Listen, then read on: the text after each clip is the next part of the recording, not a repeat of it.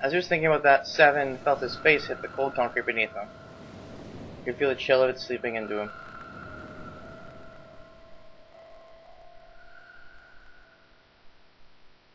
Ugh, damn it! Shit, my head hurts. Seven woke to find himself lying on a hard floor. He twisted his neck to peer around the room. Where am I? There was a small, shabby bed and a dirty sink. A toilet with no stall or privacy of any sort. As a cop, it was a place Seven had seen all too often. I'm in a cell, huh? Opposite the toilet was a door set into the wall. Seven struggled to his feet and hobbled toward it.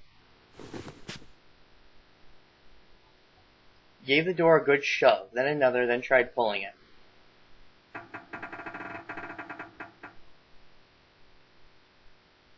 Didn't open. Well, that was about what he expected. It wasn't likely that someone would pull him in a cell only to leave it unlocked. He threw himself against the door a few times, but to no avail. I knew it! Seven grumbled to himself as he moved back toward the bed. He sat down.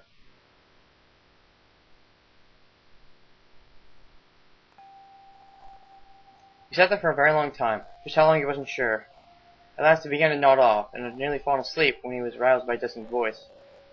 There's over, it's 9. It was just far away, very far away. Seven couldn't understand what it was saying. Nonetheless, it was a voice, and a high one, almost like a child. His eyes shot open. Her over here, Kang. As he listened, he could pick out several different distinct voices. There were at least 5 or 6, possibly more. Where were the voices coming from? He looked around the room frantically. Past the door? No, that wasn't it. What go ow? Was he coming from the left? Was he coming from under the bed? He grabbed the bed and flipped it up with ease.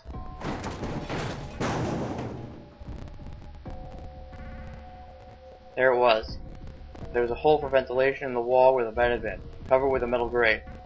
Seven lay down on his stomach and peered through the grate. He couldn't see anything, it was too dark.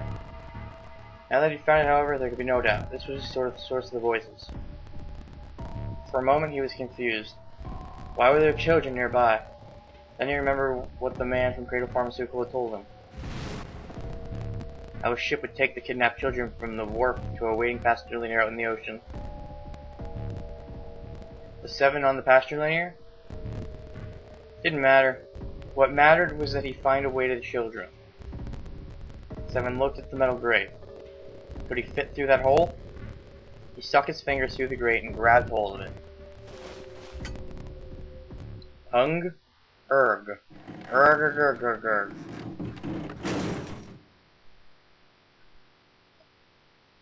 Yeah, how'd you like that, you son of a bitch? The dark square sat open before him. 7 wiped the sweat from his forehead and crawled inside.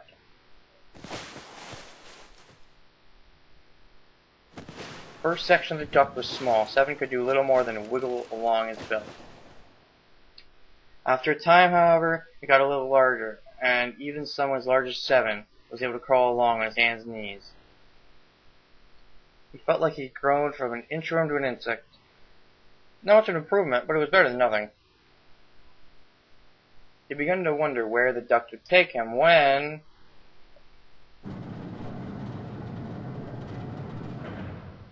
There was a thunderous sound, like a massive metal door slamming shut. Then he heard a voice. Warning. Warning.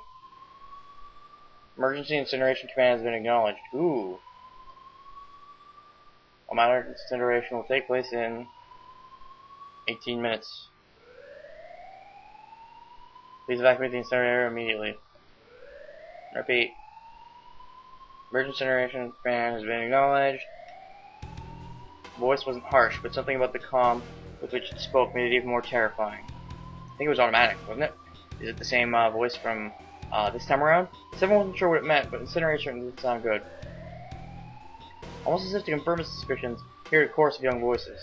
No! Help me! Many of the voices were simply screaming in terror, mixing with one another, to create a single horrifying howl. Damn it! What was going on here? Seven began to crawl along the duct as fast as his arms and legs would carry him. The noise he made was tremendous, but he was long past carrying. A few moments later, a metal door appeared on the left side of the duct. Seven could hear the screams of the children from the other side of it. This was it. He grabbed hold of the handle and threw the door open. The old metal gave way easily before his onslaught. What the hell is this place? The room he was looking out into had a dome for a ceiling and 9 equally sized holes. The top of the dome was an upside down funnel. Looked almost like a chimney. Then he looked down. There they were. Okay, so let's see if I can identify some of these people. This is Snake. That's definitely Snake.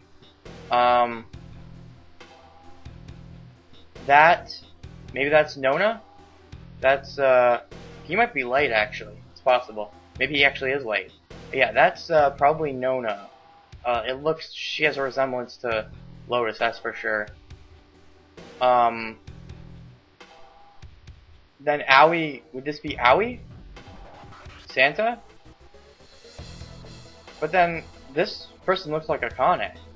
But it can't be, because they're supposed to be on a different ship. Different places, right? One's in the ship, one's in the other thing. And we know Owie's in the ship. So, I don't know. The children he'd been looking for. They started up at 7. Their cries silenced for the moment by surprise and fear. Whether they were scared of the room or him, 7 couldn't tell. It was certainly possible that they were frightened of both. Not that I could blame them, running into a mug like this when they're already scared shitless. He permitted himself a short snort of a laugh, then turned to the children again.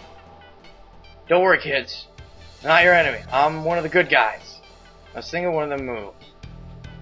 Except for one. He was a boy, slightly older than the others, in a private school uniform. I believe that would be Santa. Or Owie, I should say. Who the hell are you? As he spoke, he took a tentative step forward. He gave 7 a suspicious look. I'm a detective. I'm here to rescue you. The moment the words were out of his mouth, he could see the children relax. How are you going to help us? The one in the uniform asked. Where's the exit? 7 responded. There isn't one. The doors we came in through won't open. The door over there. Ah, there's that door again. He cut himself off, considered something, and then continued. Anyway, there's no point. We can't all get out of here. If we don't get out of here, we're gonna all be burned to death. Burned to death? Can't you hear it? That voice said the incinerator's gonna start up soon.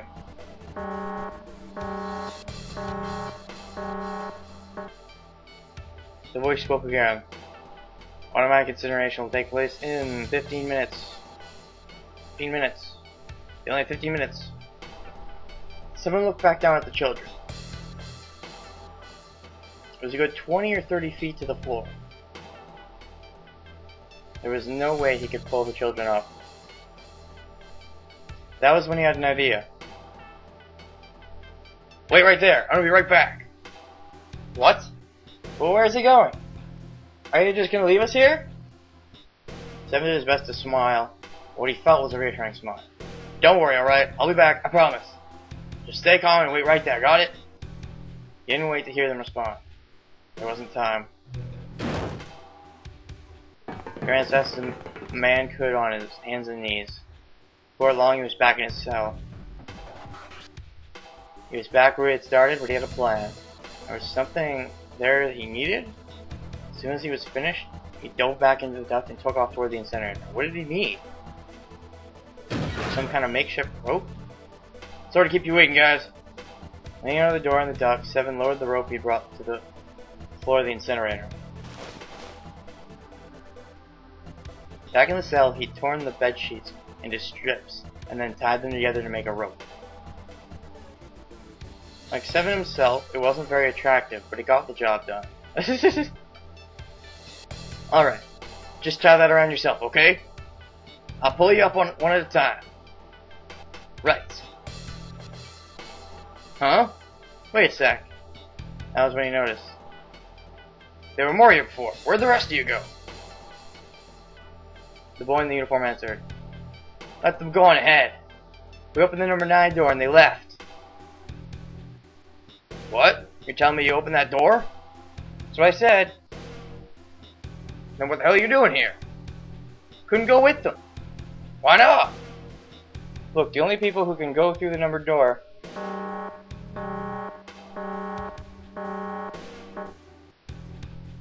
automatic incineration will take place in 5 minutes. The voice reverberated against the walls of the room. Look, that can wait, alright? Just get us out of here. Right. 7 grabbed a hold of the rope. First up was a girl with a ponytail. That would be Nona. Next was the girl with the red necktie, followed by a boy in a jacket who said he'd climb up on his own. Last up was the boy in the uniform.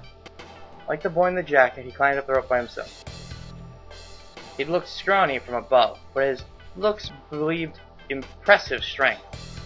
He scaled the rope quickly, but it was almost to 7. They heard the sound of someone knocking. All eyes turned to the door. Cut into it was a thick square window. On the other side they could see a furious face. Is that Ace? Oh god. God damn it! What's going on here? Why is the room empty? Where the hell are those fucking kids?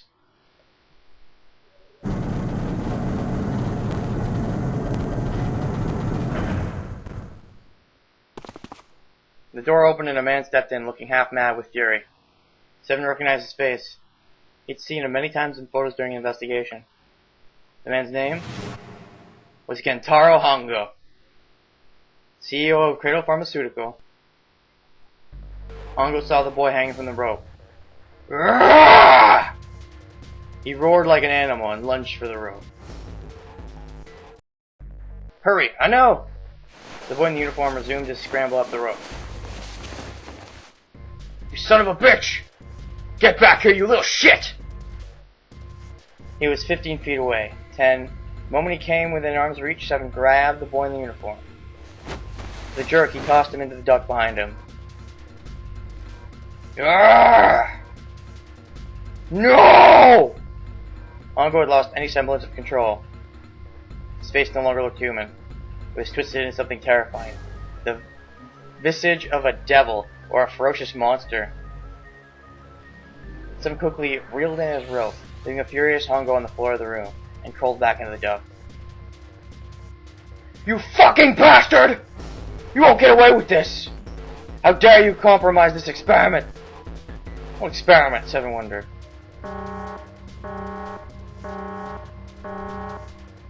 Automatic incineration will take place in 1 minute. Hey, old man, what the hell are you doing? Hurry up! It was the boy in the uniform. 7 tossed Hongo a taunting salute and pulled the door closed. There was no point to going back to 7's cell, so they continued down the duct in the other direction. For 30 feet or so, another duct met theirs, heading down. Nodded at one another, then turned and slid down the duct. A short time later, they crawled out of the duct to find themselves in a narrow hallway. There was a door on each side of it. The one on the left was a normal double door. But the one on the right was a familiar thick metal door with black and yellow stripes and a vise next to it on the wall. On the door was a plate that read incinerator. Then, that's where we were? Yeah. Hongo might still be there. Looks like it's been shut off though. Wait, what? Are you still in there? Yeah, it's not good. Ugh. 7 grunted. Fine, the other door. Go in the other door, hurry! Children began to run, with 7 following close behind them. The other side of the door was a large spiral staircase. Run! 7 shouted. They didn't need to be told twice. Up and up they went. Their feet pounded against the steps, and their arms churned the air. Round and round and round they went, like a human tornado. The stairway kept going. They passed a couple of rooms that looked to be dance halls when the boy in the uniform spoke. Yeah, if we didn't know for sure yet, that's definitely Snake now. Something's up. Akane's not catching up to us. So that was Akane? That doesn't make sense. They're not supposed to be in the same group, are they? Akane? My kid's sister. Girl with the red necktie. Akane, that was strange. Seven didn't remember seeing that name in the list of children who've gone missing. Hey! Akane! He cupped his hands around his mouth and yelled. There was no response. Maybe we outran her. Suddenly, the boy in the uniform stopped short. Seven stopped too, as did the boy in the jacket and the ponytailed girl. When did we do that? Oh, we passed a couple big rooms on the way here. Maybe she took a rest on one of them. She does have a habit of, you know, having those episodes where she gets all feverish, right? It's impossible. Sorry, Grandpa, you keep going. I gotta go look for her downstairs. Turn to go. Hey, kid, wait. God damn it, I said wait. Boy didn't even seem to hear him. Fuck! Seven spun around and yelled at the boy in the jacket and the girl with the ponytail. I'm going after him. You two keep going, alright? You got it? The girl nodded and began to run up the stairs. The boy, however... I'm going with you. Seven didn't have time to argue. Instead, he simply nodded and took off down the stairs. The boy in the jacket followed. They ran all the way to the bottom floor, calling for her. Akane was nowhere to be found. Damn it, where the hell did you go? The boy in the uniform couldn't hide his frustration. Help me, somebody help me? It was a girl's voice. Akane! The boy in the uniform threw open the door and leapt into the hallway that faced the incinerator. Seven and the boy in the jacket followed. Seven couldn't believe what he saw. Hongo had grabbed Akane by the arm and was doing his utmost to force her into the incinerator? Well, that's not good. Come on, goddammit, move!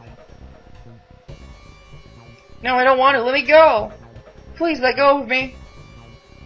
She had planted her feet squarely on the floor and was doing her best to get away, but Hongo was much larger than she was. She wasn't going to win. Akane! The boy in the uniform shouted.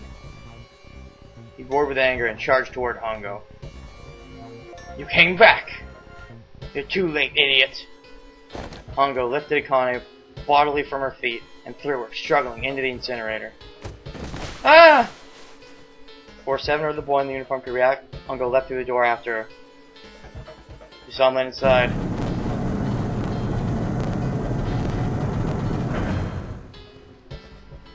And then the door slammed shut with the finality of a great steel guillotine.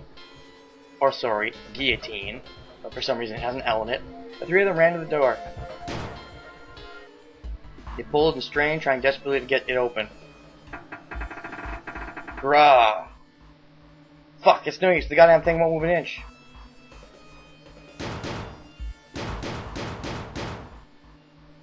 The boy in the uniform cried out and began to slam his fist against the door. He hit it with such force, Seven feared his knuckles would shatter from the impact.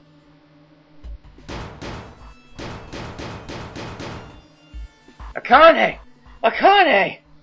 Are you okay? Help me! Her voice was muffled by the door with the sheer terror, and it was unmistakable. What should I do?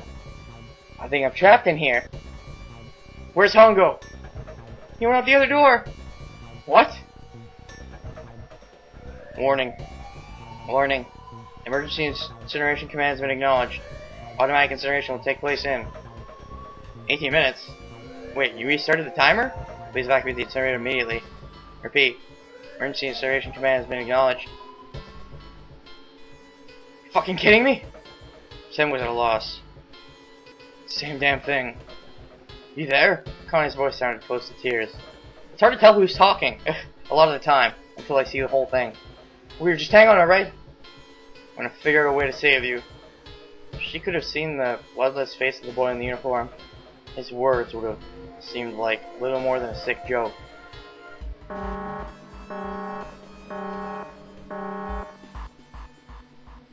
Automatic incineration will take place in 17 minutes.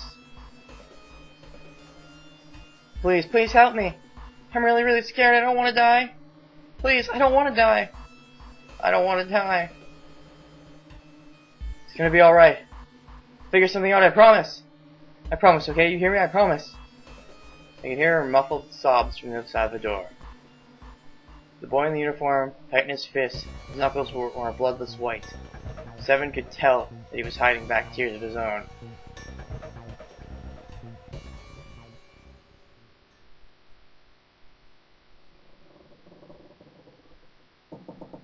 It was silent. All they could hear was the creaking of the boat as it shifted in the water. They waited and waited, but Seven didn't continue. What happened then? Junpei couldn't wait any longer. He had to know. Seven looked at the floor. Come on, man. Put yourself in my shoes. It doesn't end good. Think I want to remember that? Then, yeah.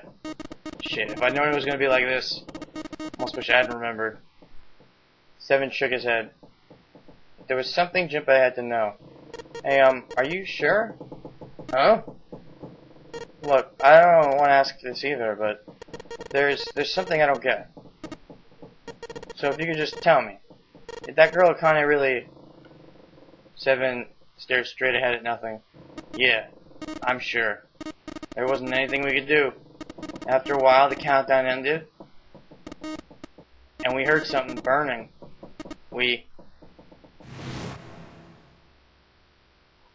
Even after the fire stopped, they couldn't move. Seven and the boy in the jacket simply stood where they were, frozen. The boy in the uniform collapsed, falling to the floor in a jumble of limbs like a puppet whose string had been cut. A few more minutes passed. The door opened.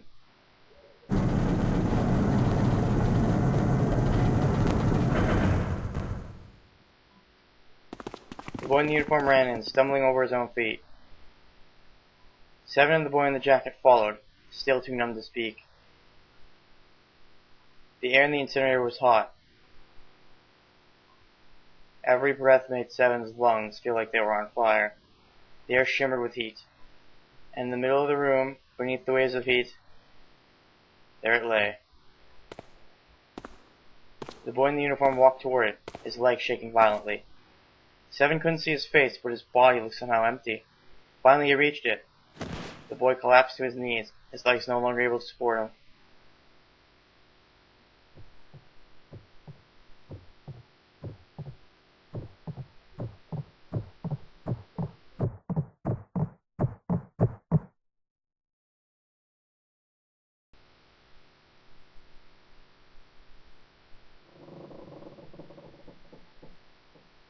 Junpei felt a cold lump form in the pit of his stomach.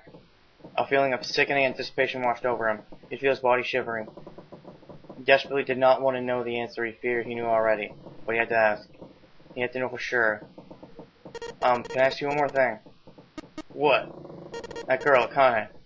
What was her last name? What does it matter to you? Just tell me, okay, please. Seven looked at Junpei curiously and ran his tongue quickly over his dry lips. We all know the answer to this already. It's gonna be Kurashiki. Kurashiki. Her name was Akane Kurashiki. Something inside of Junpei stopped. He had no more words left. He had no more Junpei left. He was just a shell of flesh and blood. Seven turned to Snake. You were there that day, weren't you? Tall kid in the jacket. That was you, wasn't it? Yes, I was. You are correct, Detective. Junpei's mind was blank, withdrawn from the world. Somewhere far away, he could hear Seven and Snake talking. Don't misunderstand me. I told you before how Zero threatened me. There was nothing I could do. I couldn't say anything about what happened 9 years ago. So you're saying you're not working for Zero, right? Of course not. Clover? What about you? Hey, come on. Do you really think I'm working with Zero? I told you before, you idiot. I was in Nevada and building Q. I did hear that detective rescued the kids on the boat, but I didn't know it was you. Your surprise seemed to be genuine. Seven regarded Clover for a moment and rubbed his chin thoughtfully. This means now everyone except for Junpei has a connection to the previous game. So what's Junpei's? We still don't fully understand June's connection, but I'm sure it'll make sense eventually. Well, I guess I believe you. Clover nodded. Alright, let me ask you another question. He stuck his hands into his pockets and took a few steps. Then he stopped and turned to face them again. Santa's real name is Aoi Kurashiki. He's Akane's brother. You know that? No, I didn't. Did you? Well, yes, I know Aoi Kurashiki was her brother. But I didn't know he was Santa, at least not from the beginning. 9 years ago, he was in the middle of puberty. His voice is entirely different now. I'm ashamed to say that even my exceptional hearing wasn't able to make that connection. As such, I had no reason to think Santa was Aoi. When did you figure it out? A short time ago, Clover told me that Santa might have been one of the subjects of the initial experiment. She told me that I had a feeling. Santa is Aoi? Akane Kurashiki, Jun's brother? That spark caught flame in Junpei's leaden mind, and the fog began to clear. Like an engine burning to turn, images and thoughts began to coalesce in his mind, going faster and faster, forming bigger images, bigger thoughts. Junpei blinked. He was back. There's still a lot we don't know. I mean, like, a lot. But there's one thing I think we can say we know. What's that? The body we found in the shower room had to be Nijisaki, dressed up to look like Snake. What? Come on, man. What kind of detective are you? You didn't figure that out already? Hey, go easy on me, man. I just got my memory back, alright? Cut me some slack. Well, if he is, the 3 murders make sense then, don't they? Yeah, that's right. Murder. Kubota blew himself up, but that was murder too. So why did these murders take place? If Junpei is correct, and the body in the shower room is Nijisaki's, that means all the people who were murdered were involved with the creation of the Nonary project. Kubota, the person who conducted the actual experiments. Nijisaki, Hongo's assistant. Musashido, the man who financed the project. You mean this was all just revenge? Santa is Zero? He's getting revenge for the death of his sister? No, I don't think Santa actually murdered anyone. In fact, Junpei didn't think he knew. He couldn't explain why or how, but he had no doubt that Santa had killed no one. Perhaps the madness of the last several hours was finally driving him insane, but Junpei had ceased to be surprised at his sudden knowledge, and had even begun to accept it. If I'm right, then it's not hard to figure out who the next victim's going to be, is it? I'm pretty sure I don't have to tell you. Snake, Clover, and Seven all nodded. The next target would be Gentaro Hongo, the person who planned the Nonary project. In other words, Ace. There was more silence. I'd be perfectly fine with him being taken out. And then the room shook. From far away, they heard the sudden rush of water. Whoa, what the hell's going on here? Must be 6 a.m. Our time is up. Shit! Come on. We need to get out of here. How? The drawer that held the picture was a key card. Junpei grabbed it. I'm betting this sucker opens the exit. Come on, let's go.